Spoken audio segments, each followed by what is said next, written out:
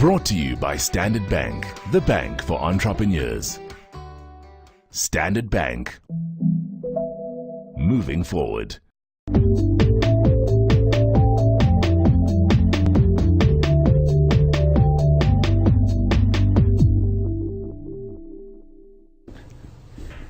Hello, and thank you for watching The Growth Engines, where we profile the businesses that are leading our economy through innovation and excellence.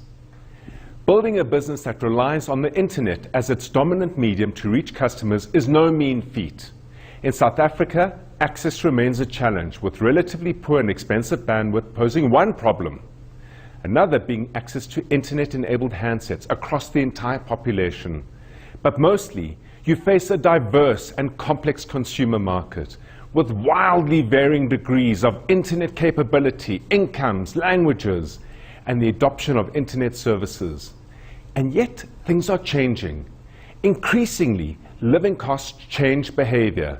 The adoption of technology is not only a function of capability, it's also a function of necessity. When a compelling service is available that brings down the cost of a service, very low-income earners are often the earliest adopters of that service.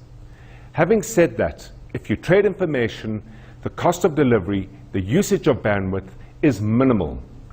This makes for aggressive online competition, and the pretenders to the throne emerge. Some dabble opportunistically, others commit to the service wholeheartedly. Yet internet entrepreneurs often forget the single most crucial element of their potential success.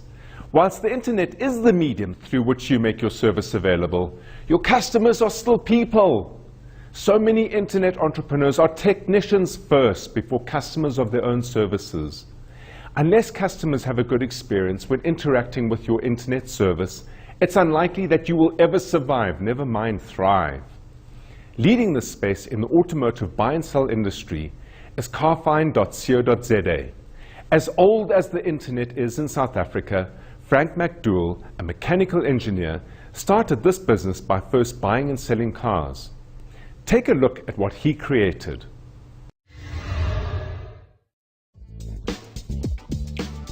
Clearing away the clutter to bring convenience to buying and selling cars.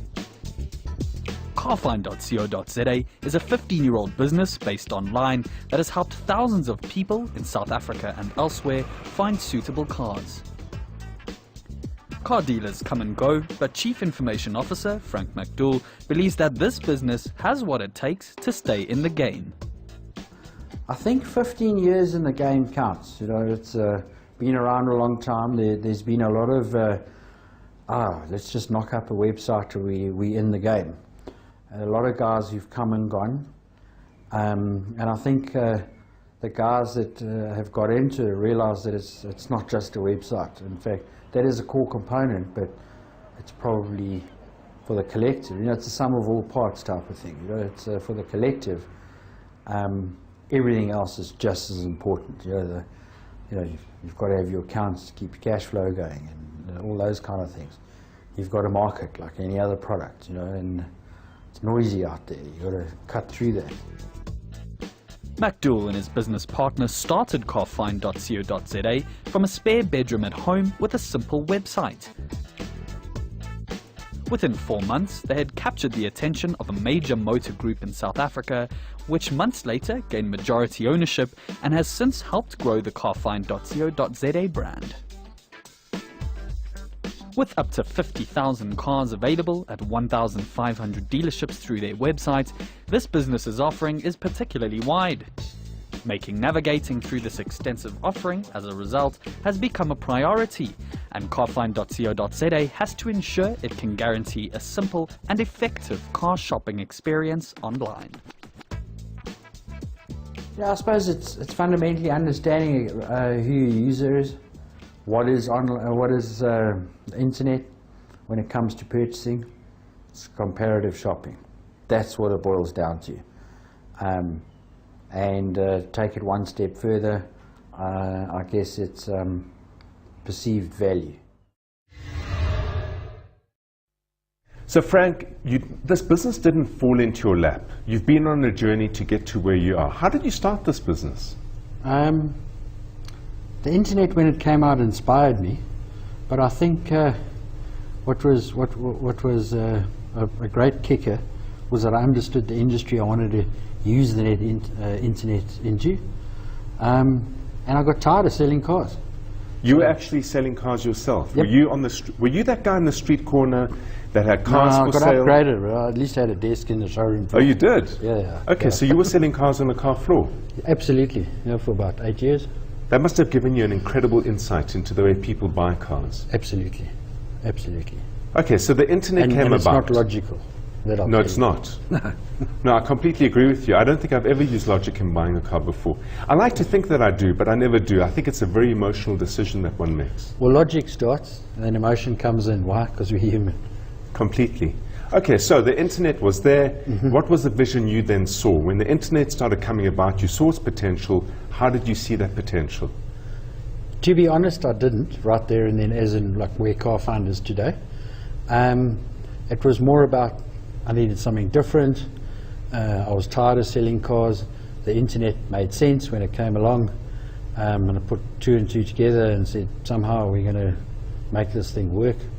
I suppose it also helps that entrepreneur at heart helps. I think any sane person probably wouldn't have done what I did, but yeah, it's a risk you take. So what was the very first step you took? Because your background is you're a mechanical engineer. Yep. So what was the first step you took in order to establish Carfind.co.za? Well, the pivotal point in making Carfind exist was whether we got the domain or not. And then the domain name came through, and I sat down and had a conversation with myself for about an hour. Said, right, you've got this domain name. If you want it to work, you've got to stop what you're doing and go and do this, because all the prior businesses I attempted, started, some done okay, some not. That's one thing I learned. It's all in or nothing. You can't do a half-baked job. So yeah, the name came in, and that was. So you resigned from where you were. You created a burning platform. Yep. And then what did you program the first, let's call it, iteration of Carfind? No. Well, the very first iteration was very simple. It was a one-pager with 3 mail twos on it. That was it. But then from there, I stumbled across somebody who could program, and we've actually been together since. So what was that, 15 years ago? And yeah, he builds our design, the architect, and he builds it, and as long as it works and it does what I wanted to do, what it's supposed to do, happy days. So to be in this business, what are the 3 things you need to have on your portal? Non-negotiables, they've got to be right. I think you've got to have quality content. You've got to, for the browser's perspective, you've got to allow them to find that content quickly. And the third thing, and then yeah, it's delivery on that content. So, you know, it's fine having cars listed or whatever the case is, but if someone inquires on a car, you know, the dealer's got to see it through and contact. Okay, so let's take me as a case study. Okay. I buy a car once every, I shouldn't really say it, but it's once every 10 years. I'm not a very good car customer. Yeah. Other people buy once every 3 years. Some people Yep. buy once every 5 years. Yep. So there's a felt need I have at a point in time. That's when you become relevant to me. For the rest of time, I don't see you. How do you Sure. deal with that psychology in terms of the service you offer? It's very hard because every person buys differently as well. It's not a FMCG, and we don't, I mean, on average the cycle I think is running around 40 months, 40 to 42 months, somewhere around there. Some people are quicker, some people are longer. When is the right time to talk to them? If you talk to them too often, do you not irritate them? So, you know, it's a difficult one. So we just follow the strategy of top of mind, and Okay, so to be top of mind, you're an internet service. yep.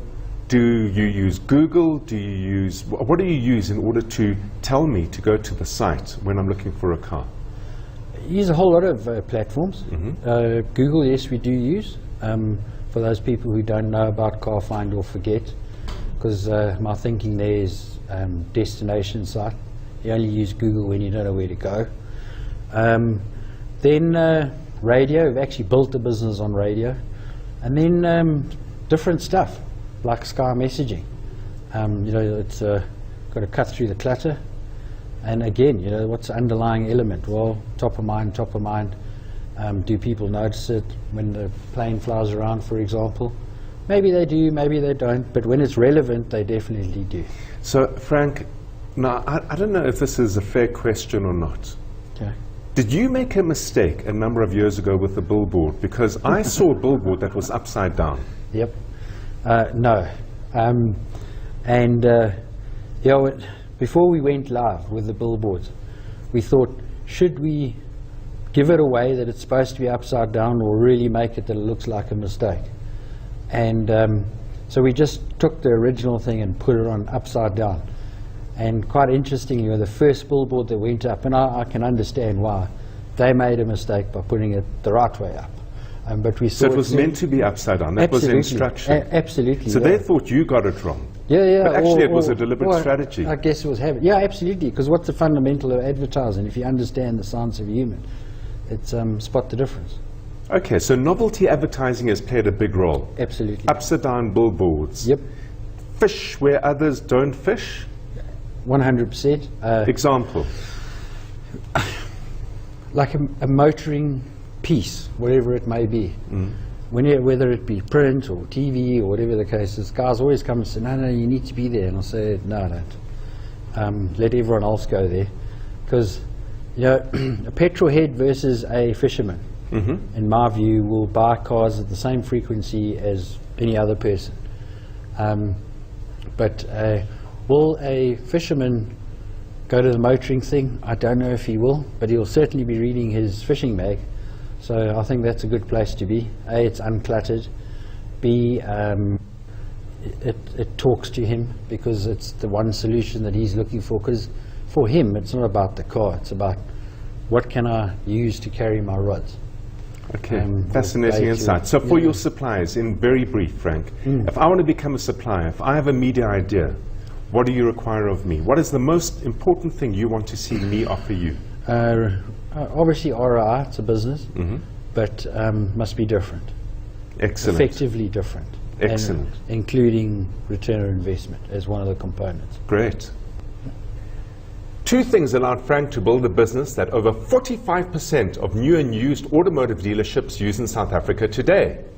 The first is a deep empathy for the buyer of cars. He understands the thoughts, issues and concerns that you or I have, given our own unique set of circumstances when buying or selling a car. And he has built these into the service through the design of the search engine and the site itself. The second is brand awareness as a result of very clever advertising.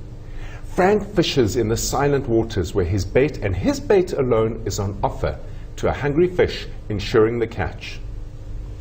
Neither of these tactics would be successful if it weren't for the fact that Frank began his business by actually buying and selling cars. His deep understanding of who buys cars, from the mom's taxi to the country farmer, from the corporate executive to the university student buying her first car, matters. He has created a site and search engine that makes each of these customer segments feel heard and understood. Because his tech resonates my emotions and matches my logic of buying a car, I feel heard. And when I feel heard translates into cars that match my needs, I trust. And when I trust, Frank wins in this game. We're going to take a quick break, and when we come back, we will meet a supplier that has helped Frank reach new heights in his business through novelty, customer targeting, and great technology. So buckle up, select your chicken or beef, and hold on to your parachute. We'll see you shortly.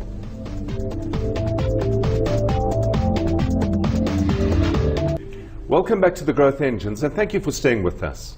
Frank told us what it has taken to build a business that trades over 45,000 cars a month in South Africa.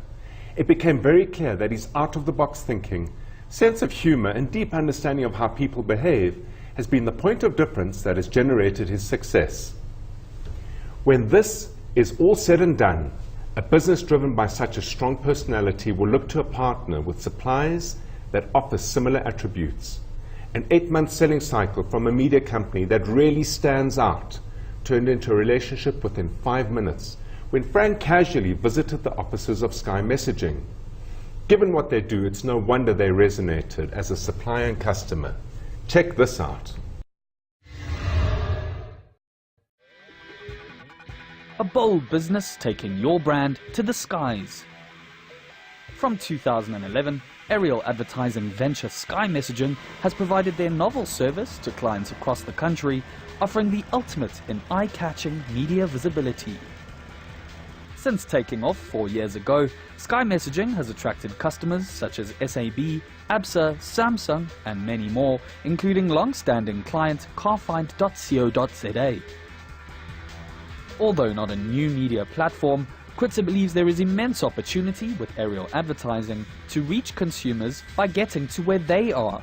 Whether flying over the beaches of the Cape or the highways of Johannesburg, Sky Messaging has proven to be a positive addition to the traditional media mix. It's a different platform that, if you will, or the consumer's in a different mindset seeing a banner versus being behind a screen. When you're sitting in an office block on the 22nd floor, you're not going to see a banner. But then again, that's not when we fly either. It's during gridlock traffic when you shouldn't be on your phone. So the two messages that will get through to you, or three if you will, are radio, billboards, and especially in Johannesburg with all the clutter, people tend to also switch off to a certain degree. Not saying that the platform doesn't work, billboards work, no doubt, but I think with our platform being uncluttered and moving, we can reach the consumers a little bit better. Kritzer says the business has two core components. On the one hand, sales and marketing, and operations on the other. The latter includes managing ground crew and using dedicated and professional commercial pilots that take Sky Messaging to impressive heights. Currently with 3 bases and 4 aircraft, Sky Messaging continues to grow and has a plan to reach its goals. We've got, well, we see the business growing tremendously over the next couple of years, especially with the uptake within the agency world. That's definitely going to put us into the next level. We'd like to see 10 to 12 aircraft operating throughout South Africa, achieving about 5,000 hours per year. Another development that we'd like to look at when we get to that stage is night flying. Thomas, were you the first person to launch this service in South Africa? Well, actually, aerial advertising spans back many, many decades, and I'm sure a lot of people from yesteryear remember the banners of the 60s, 70s, and 80s. However, the new methodology of banner towing, which allows us to take off with the banner already attached, yes, we introduced or reintroduced that into South Africa approximately about 5 years ago. So, to answer your question, yes, we are the first to fly with this patented banner towing technology in South Africa, although banner towing itself is a relatively old technique per se. Did banner towing replace, you know those aeroplanes that flew around and blew smoke into the air saying, find a service here? Or was that really just never a novelty in any event? Well, from a costing perspective, it was quite an elaborate exercise. You know, you needed approximately 5 aircraft to print dot matrix, if you will, into the sky.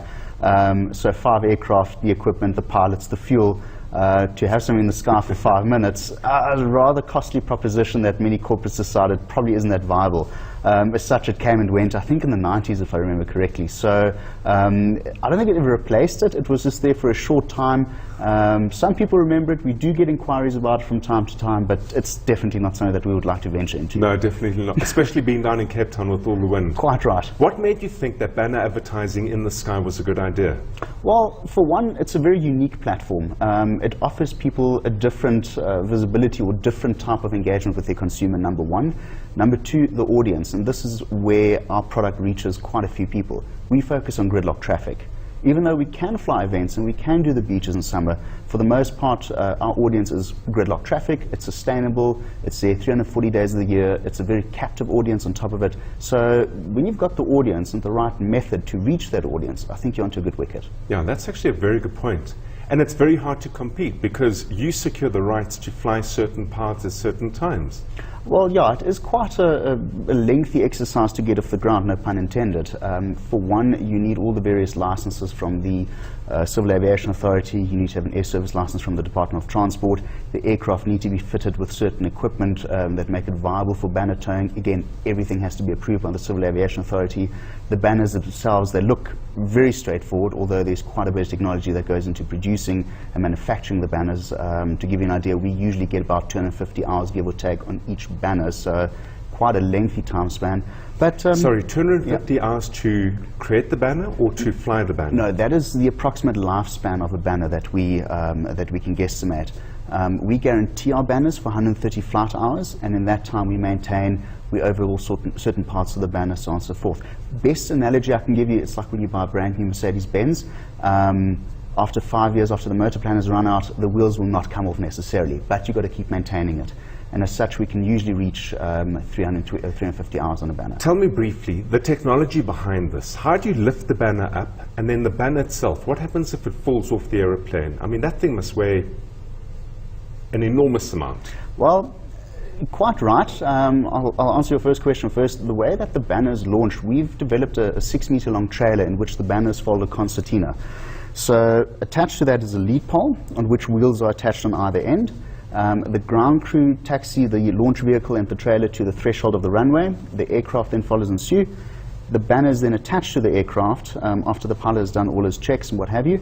From there, he taxis forward, pulls the banner out of the aircraft, and through the forward-flowing motion, the air goes underneath the banner, which is also assisted by the prop wash of the propeller, so it never sits on the tarmac. It actually waves as it taxis forward. The pilot then applies full power and then rotates at a certain speed. Because the banner is weighted, it rights itself and he takes off with the banner. Similarly, before he comes into land, he releases the banner just before touching down, if you will, although the system does allow, should there be some sort of mechanical failure, which touch wood we've never had, he can land with the banner attached. To answer your question, should the banner fall off? Well, that would be seriously catastrophic, not only for us, but also for our client.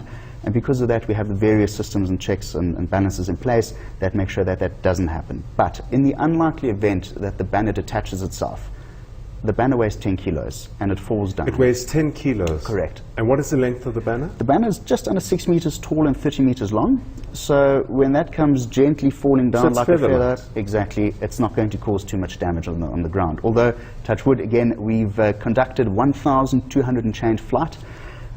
We've logged over 2,400 and change hours. We've traveled a distance a fifth to the moon and back with the banner on the back, and we've never had an issue.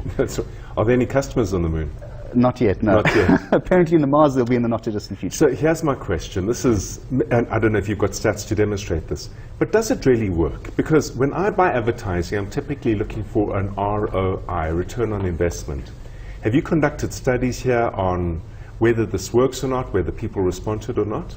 Yes, we actually have quite a few case studies in place that we've done internally as well as externally with independent organizations or firms, if you will. There are 3 brief case studies that come to mind that really resonate well with our clientele. The first was the Monte Cassino case study, where the desired outcome was to grow their social media platform. They flighted a billboard, and then during the flighting of the billboards, the banner took to the sky with the same call to action. It was obviously measurable from the uptake point of view on both Twitter and Facebook.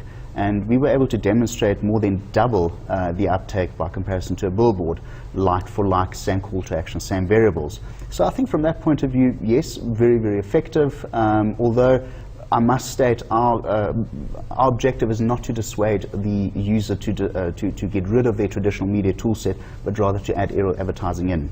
So that's one very powerful case study. The other was for DHL, where after 12 flights, which equates to 24 hours in the sky, predominantly over gridlock traffic in Cape Town, we reached 437,767 followers on Twitter on the number, and that was independently verified by a company called Clear DSV. So very effective, especially when you consider the investment in terms of what the ultimate return now was. And that's also clever advertising. We'll deliver the parcel for you instead of you sitting in traffic. What's next for you, and where are the growth opportunities, very briefly? Well, we're focusing more and more. Initially, the direction was the owners of businesses directly, for example, Frank, Carfind, simply because they understand what it takes to be different, to be unique, to have a unique attribute about their company. They understand what calculated risk is all about. And as such, they obviously partnered with us. I think, as you said, there was a common wavelength. The next step from there will be, or was rather, to now partner with media agencies. After 3-4 years, they've now come to see it's not a fly-by-night operation. We're here to stay. Not a fly-by-night operation. So the next steps will be to grow the business. We would like to see 10 to 12 aircraft throughout South Africa. We currently have 3 permanent bases in the Cape, in KZN and Durban, and Johannesburg, Pretoria. We do envisage PE as a permanent base in the not too distant future. As I said, 10 to 12 aircraft and about 5,000 hours flown per year. So that's, I think, the direction that we're heading into very successfully thus far. Excellent. I've said it so many times, and if ever there was a testament to its truth, Thomas has just said it. An idea is not a business. It's the currency of an entrepreneur. Making it happen means starting, failing, learning, persisting, adapting, and trying again and again until it comes right. Even then, innovation to make it better and cheaper and more effective should never stop. Thomas is ahead of this game in South Africa. Growing his business is going to take some clever strategy. Does he grow it by offering other advertising platforms and moving into moving billboards, for example? Or does he grow it by becoming the best in aerial advertising? I always prefer the latter myself, that of becoming the best in your niche. Every day that he spends obsessing about aerial advertising, as we've heard, he remains ahead of the innovation cycle. Newcomers which will emerge as he builds the market's appetite for aerial advertising will be here today, where he was already 2 years ago. And the room for growth is there. More sites, perhaps even nighttime advertising, perhaps even drone advertising. Thomas is so well positioned to win the advertising airspace in South Africa if he remains focused. This is highly likely because, after all, he is German. Two true entrepreneurs, one capturing our normal human behavior through bits and bytes in an internet service that feels natural and intuitive. The other capturing the skies above us through novelty and precision management. Both created businesses where there was once nothing before. Both continuing to innovate their services and in doing so, serving you, me and each other. This is the image of a competitive South Africa. This is the economy that we want and need to take South Africa to the next level. This is what will lead our economy through excellence. I'm Pavlo Fatidis, and thank you for joining me on another insight from the Growth Engines. A reminder to contact us with your thoughts. You may have heard about the show using the address on screen or using hashtag Growth Engines on Twitter. Until next time, have an entrepreneurial week.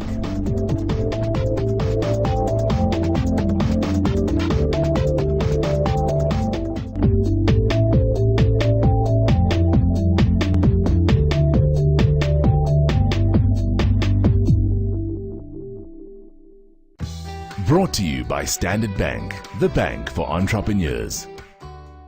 Standard Bank. Moving forward.